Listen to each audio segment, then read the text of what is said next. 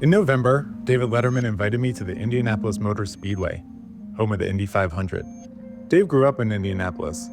Now he is a part owner of a team here. To the extent that he's happy anywhere, he's happy here.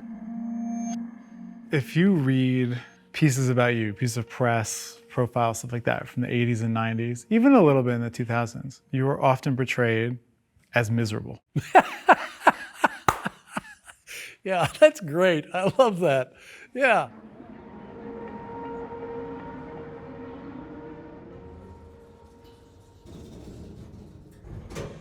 Can we talk about interviewing? Yeah.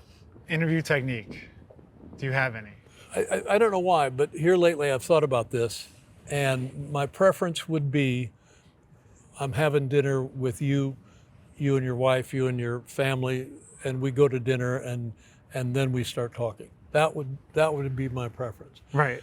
Because of the constraints of television and time and attention span, the interviewing that I did on TV, not really interviews, people would have a pre-production interview with you to find out, oh, you just had another baby, how do you feel about this, and how fast have you driven, and on and on and on. So it would be a fixed fight. What do you feel like to you, a good interview, what does that look like? What does that feel like? Well, I think it is something that you feel. I'm enjoying talking to you. Now, I'm not just saying that to kiss up to you, because I don't need to kiss up to you. No, just definitely do not. You don't. Nobody would. No, Letterman, who is often described as the longest-serving late-night host in the history of television, does not need to kiss up to me. He has done more than 6,000 shows on national TV, and I have not. I don't know. There's something about the casual aspect of this, and that I'm dominating things. I'm fine. You, early in your career, I think were criticized, I don't know, fairly or not, for not being a great interviewer, right? Probably, yeah. Yeah. I think that's true. Any criticism that has befallen me, I'm sure I had it coming. Here's the issue with me. When I got to California, Letterman moved to California in 1975 with dreams of making it in show business. Not long after he got there, he started doing stand-up at the Comedy Store, where he was quickly discovered. Just 3 years later, he was guest hosting for Johnny Carson on The Tonight Show. it was like, okay, I'm here. Gee, let's get ready to go. I thought, I'm the guy we've all been waiting for, and operated like that for a little bit.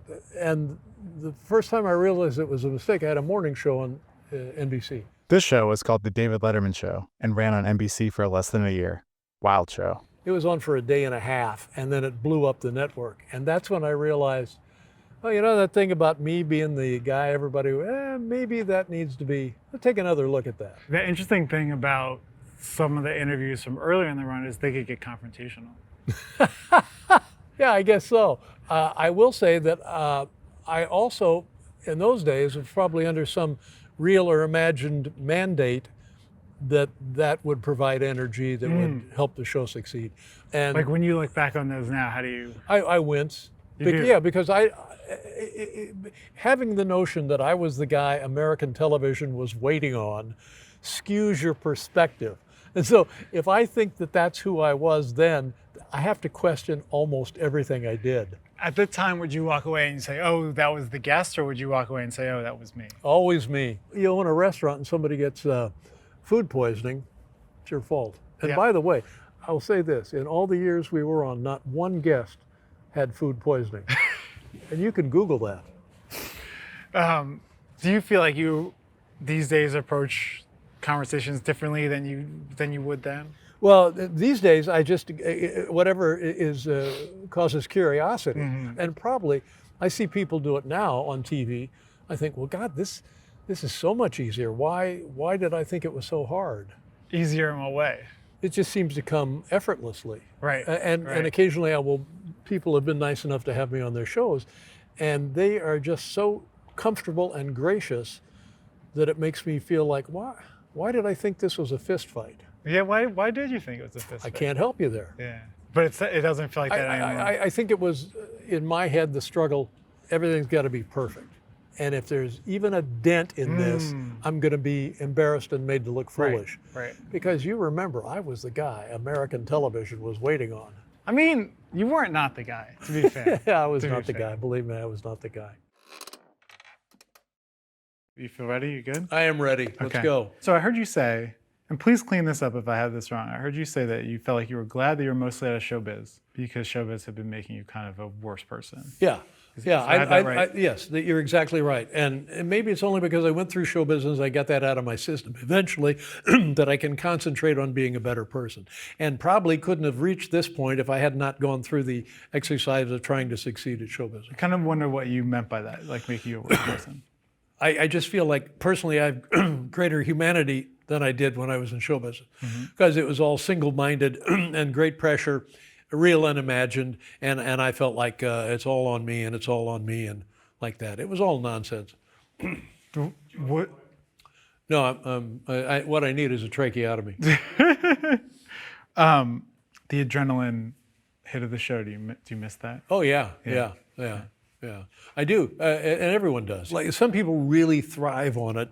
Some people couldn't do it if their life depended on it. And if I can make somebody laugh just walking into a drugstore to buy gum, that's helpful to me. Is that where you get the adrenaline? Like I was going to ask, where do you get it now that you don't get it from the My show? wife and I go into a hamburger place a couple of weeks ago. We go in once a month or so, and every time we go in, it's different people working, different staff every time. So they don't recognize me from the week before because they weren't here the week before. Right. So as a result, I have a lot of trouble ordering. So I go in and I order, I want the cheeseburger, I want the onions, I want the pickles, I want the tomatoes, I want the lettuce, I want cheddar cheese, and mustard and ketchup, mayonnaise. Okay, you got it, I got it. I can tell by looking at the person, they may not have it because they've only been here a week.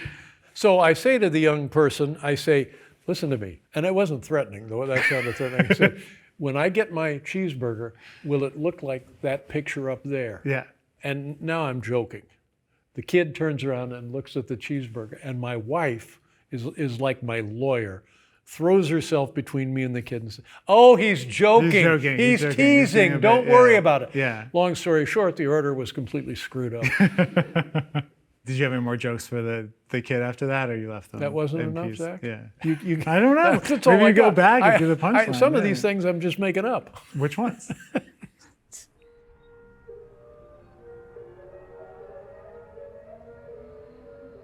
Well, I was thinking probably Zach, not Zachary, which would be Z-A-C-K. Oh, it is Zachary. But It is Zachary. Yeah.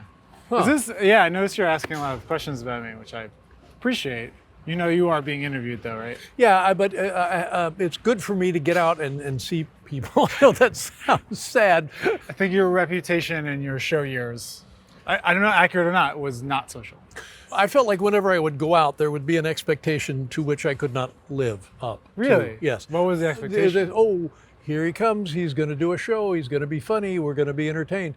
And I kind of felt like that expectation takes quite a lot of energy. Yeah. So I didn't want to bleed it off before or after the actual show, which was always in desperate need of entertainment. Do you feel like that was like your entire measure of energy for the day went into the show? Oh, without question. Yeah. And then so the rest of the day, skeleton day, hardly there. That's right. You would either then spend time preparing, time ruminating about what may have gone wrong, or trying to enjoy what may have gone right. Right. And anything else didn't matter. And that's the mistake of having a career where it's the same thing each and every night. Now, I still advise people not to retire, but it was so single focused. If we can make these 300-400 people laugh every night, that's our responsibility. So the idea that it actually transported beyond that would always come as kind of a glaring surprise. And now that you don't have to conserve energy, do you find you're more willing to see people, or it's just that habit got ingrained and it never got I still enjoy it like this. I'm loving. I just think, great, another opportunity for me to just yak till I drop dead about myself. Yeah, okay. Well, I mean, we have plenty of time. Do you feel like a happier person now than you used to be? Yep. I do. And I'm sorry, I'm a dumbass show business moron talking about himself, and that's stupid. But You know that is the point of this exercise. it's the point of your whole magazine, ain't it? So all I cared about was television, 1 hour of television that I was responsible for 30 years. That's all I cared about. Everything fell apart or went away. I didn't even know if it was falling apart or not. And now I have the energy and the broader focus to recognize humanity has other fulfilling pursuits. Such as? Oh, for love of God. Well, like helping people who need help, and just to be a nicer person, because I don't feel like I'm always in the electric chair. What do you chalk being happy up to? I've heard you say meditation in the past. Yeah, I do a little meditating. Sometimes I just meditate hoping I fall asleep. Does that work? Yeah, sometimes it does. Yeah, it's pretty good. But I did when I was working, I would meditate, because when you're doing 5 nights a week, you got to go out tired, sick, lonely, happy, scared. You got to go out. And the meditation sometime would give you a boost of energy. But what I found when I did it religiously, it just gave me more energy to be angry. So I thought, well, this may not be what they're talking about. And then you've said medication too, right? Yeah, medication. My doctor, the guy who saved my life, begged me to go on an SSRI because I used to get so upset. And we had an office, an adjunct office, an office in the office. I'm sorry, a closet in the office full of telephones. Because things went wrong, I would pick up my telephone, yank it out of the wall, and heave it across the room. So we had to deal with Westinghouse, the people who used to make the phones. And they'd have a regular delivery stop, resupplying us with phones. So that was a cue to one and all that maybe I needed help. Mm-hmm. And you don't have that feeling anymore, that urge to hurl a phone? How have I been today? I haven't seen you throw one phone. I think I've put up with quite a lot. So.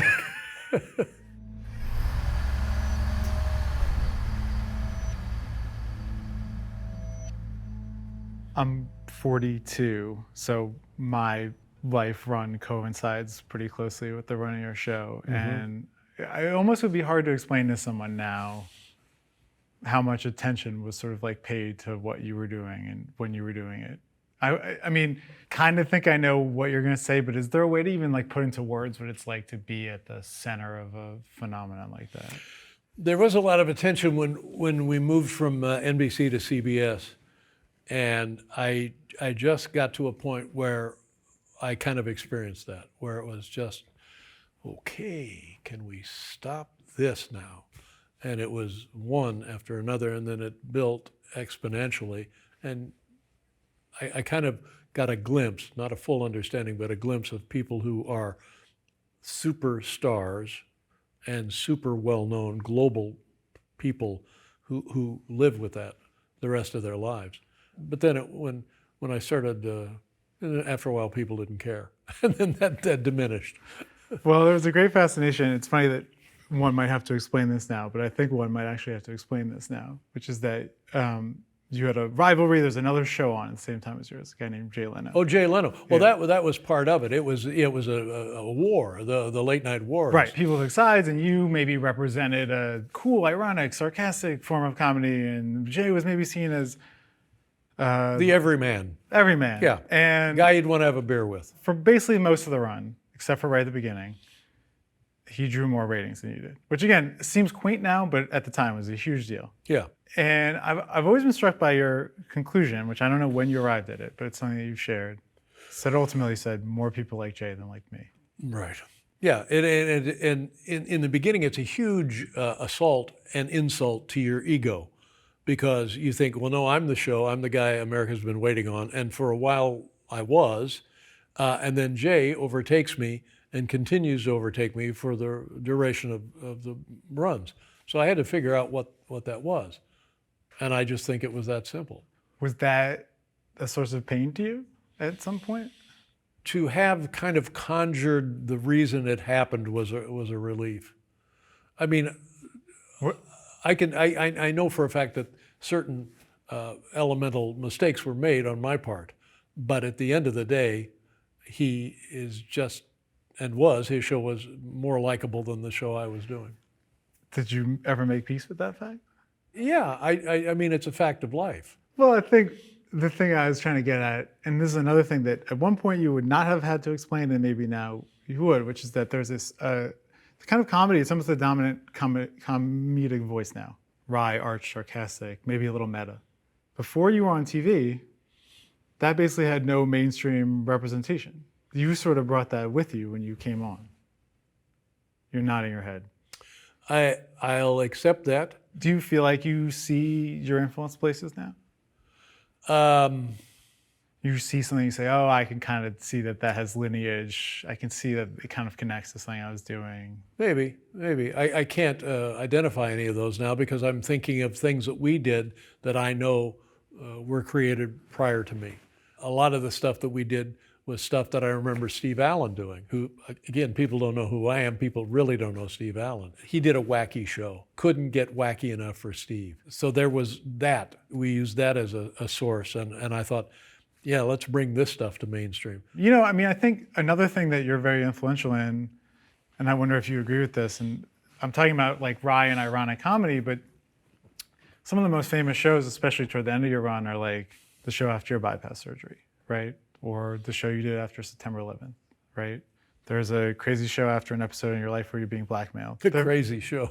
It is a crazy show. A wacky show, wasn't it? Well, I think that's my point in a way, which is like these shows that were actually very sincere and earnest. It's like you're telling it, so it's like sort of funny, but it's sincere. And in some ways, I feel like I see a lot of that. I see the descendants of those shows too, you know? Perhaps. I don't know. I wish I had cogent, specific answers for some of these thoughts. We were just doing a show. We do one Monday, and we do one Tuesday. And then we do one year, then 2 years, and then the next thing you know, it had been close to 30 years. Yeah.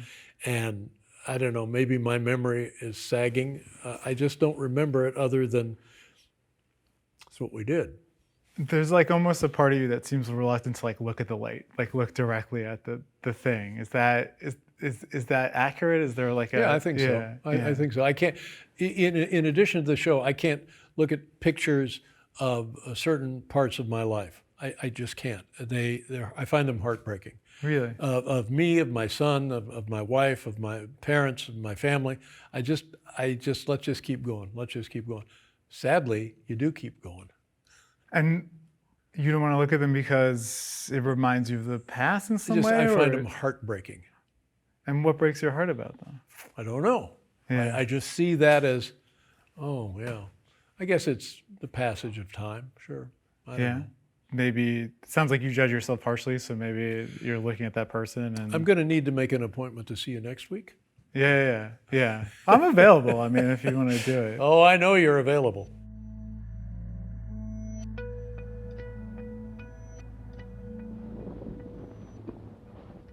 I don't know if people understand this is your hometown. Indianapolis, Indiana, born here, yep. Yeah. Do you feel more or less like yourself when you're here? That's an interesting question. The kind of thing a person should have a good answer for.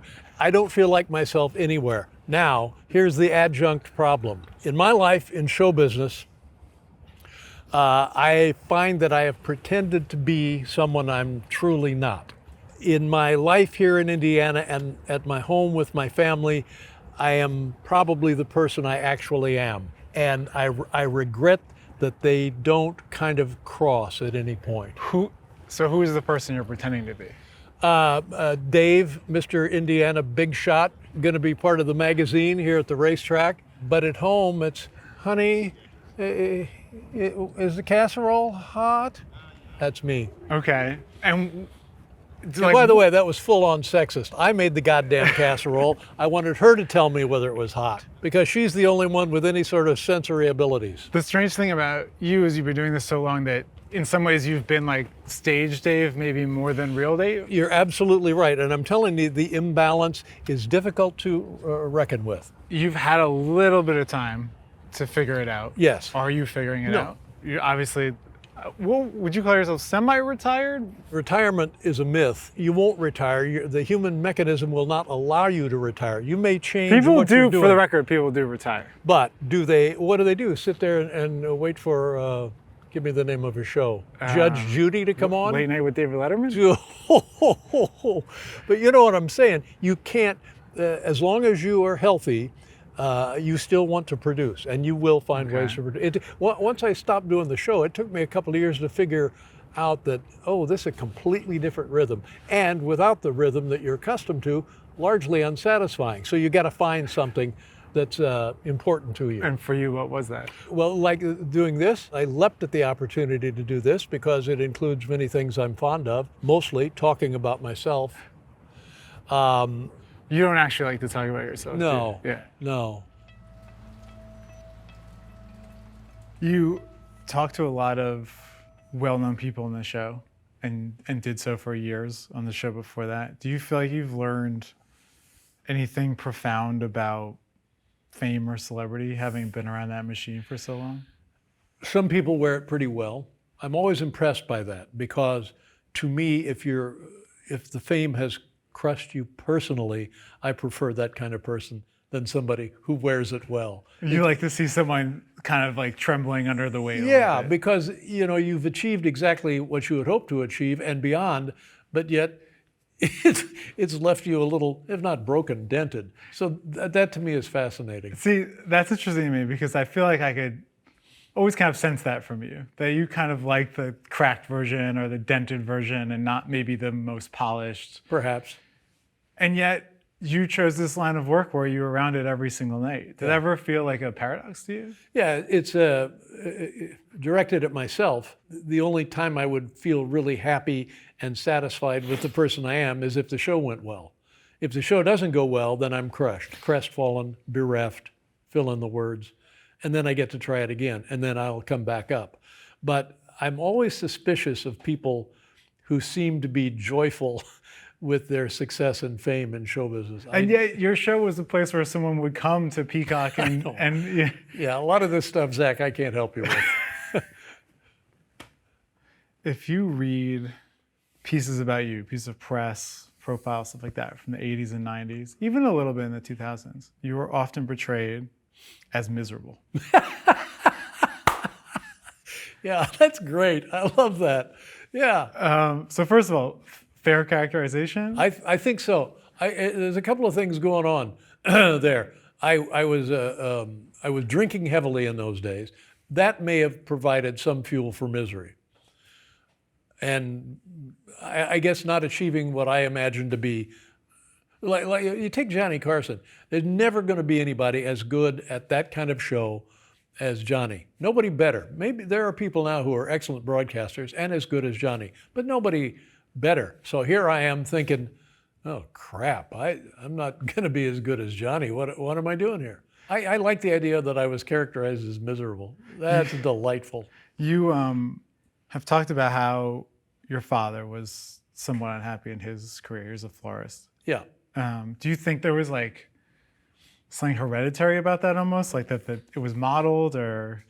Maybe. It very well could have been, but it became apparent to me of my parent, my father, that he was not happy and not doing what he wanted to do and not successful the way he would want it to have been. It was always, his primary job was adjunct to what he really wanted to do.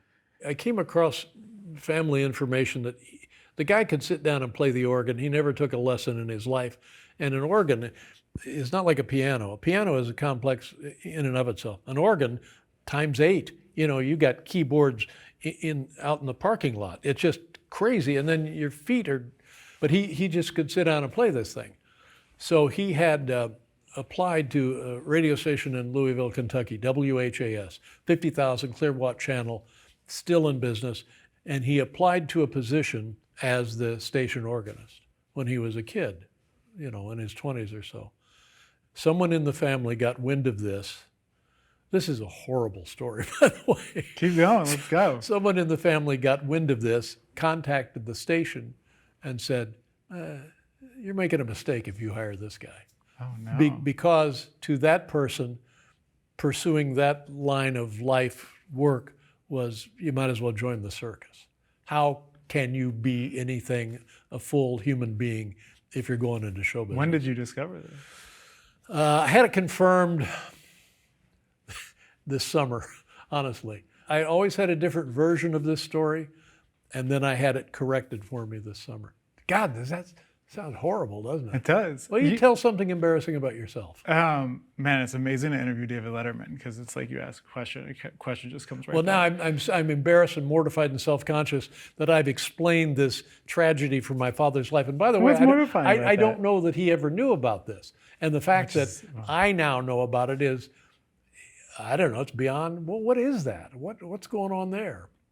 That's a lot to carry is what's going on there. Yeah. You've I wrote the letter. you said at times he would have been happier in your career. Do you Yep. ever think about how you would have fared in his? Impossible. Yeah. Impossible. I can't count. I'd be in debt. I thought that you could keep writing checks as long as you had checks. The last credit card I had, I swallowed. I don't know how to use a phone. No, I couldn't. No. The only thing I enjoyed doing about that kind of life was I didn't mind licking stamps. Was there a lot of stamps involved? When my dad was in business, that's when you send out the bills and stuff and the right. orders. And when I was lucky enough, he'd let me lick the stamps. Some of this is not true. Which part? You mentioned this just a moment earlier. You guys both, at various times in your life, became alcoholics. Mm-hmm. Do you think that was in relation to the particular circumstances of your life, or do you think that was just coming for you regardless of what you were doing? Was it hereditary? Was it particular to my life? Or Particular for him, to like his life? he's in a career that he doesn't like. Yeah, I I can't speak for him because it was a surprise to us when we found out that he was drunk. It was a big surprise. We knew he drank, but we didn't know he was a full-on drunk. And then he went into AA, and he flourished in AA. He loved it. And I went to a meeting to see him, and he was in charge of the AA group, and he was like Ed Sullivan, who used to have a variety show on CBS. You know, he was running the show. He had jokes. He had material. Everybody was smoking. It really saved him because it gave him the outlet of performing, if you call it that, and then it stopped him from drinking. So that was great for him. And me, I don't know. I just always felt better when I was drunk. You got sober, but you've said the show became kind of its own form of addiction, right? Yes, yeah, and again, I felt better when I was drunk, and the same, I felt better when the show would go well. So I think it's interchangeable. Well, I was going to ask, do you feel like that addiction was more or less healthy than the one to alcohol? This is an excellent question for which I do not have an understandable answer. Understandable? To myself, I don't know if there is a difference. I mean, it's healthier, the one over the other, but I assume they are sisters, brothers. Brothers, sisters. Cousins? Yeah, cousins. Stepsisters. Stepbrothers? No, I was cousins. Neighbors. Neighbors, yeah. They talk every once in a while. Can I talk about my wardrobe for this?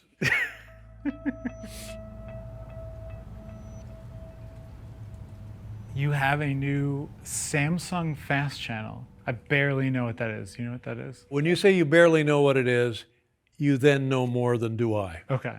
We have one. It's ready to go. Showroom fresh. And I'm sorry, I'm not done. And when you see this, you're going to say to yourself, whoa.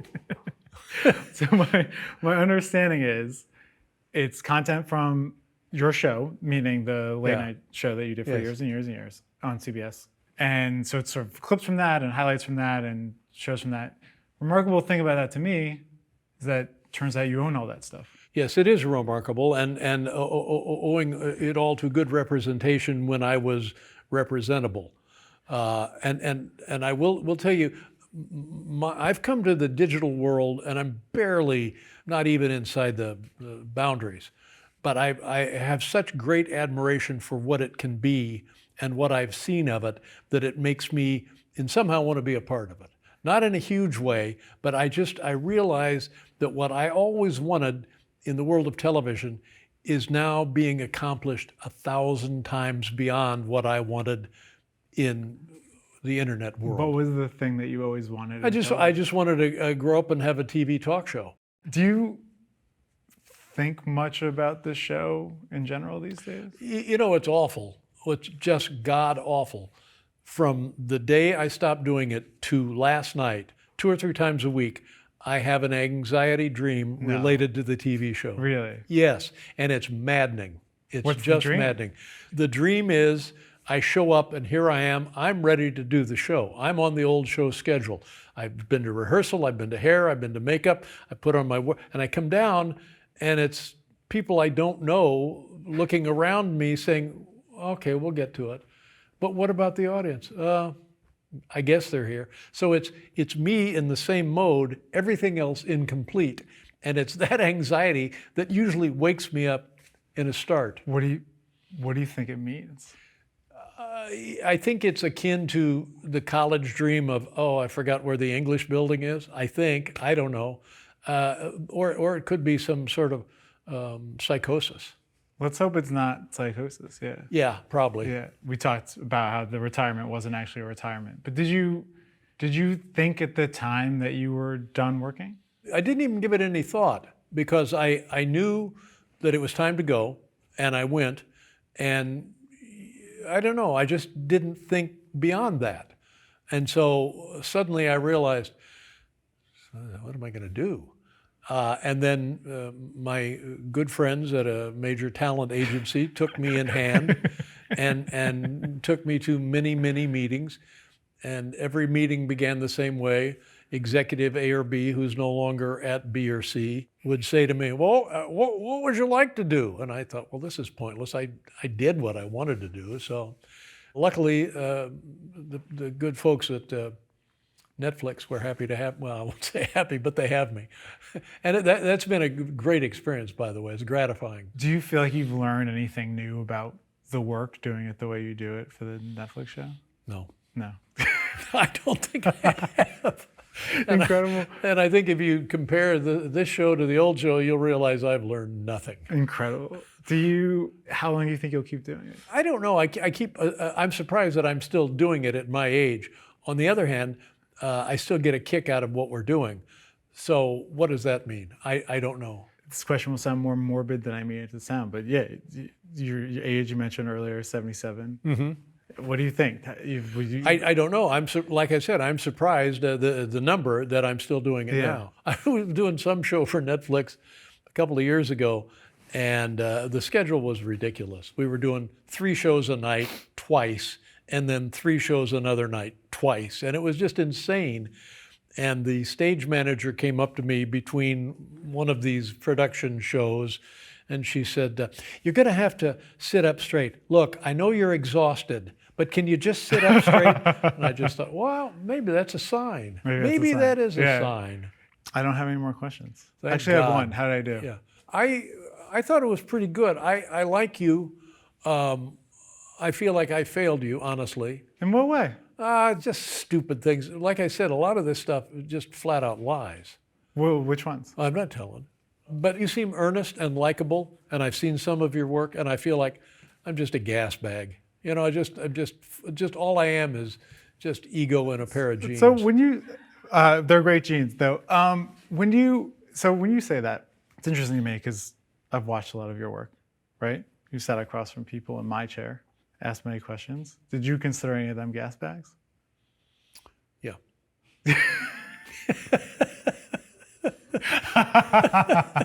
Yeah. David Letterman, thank you. Hey, are we done? We're done.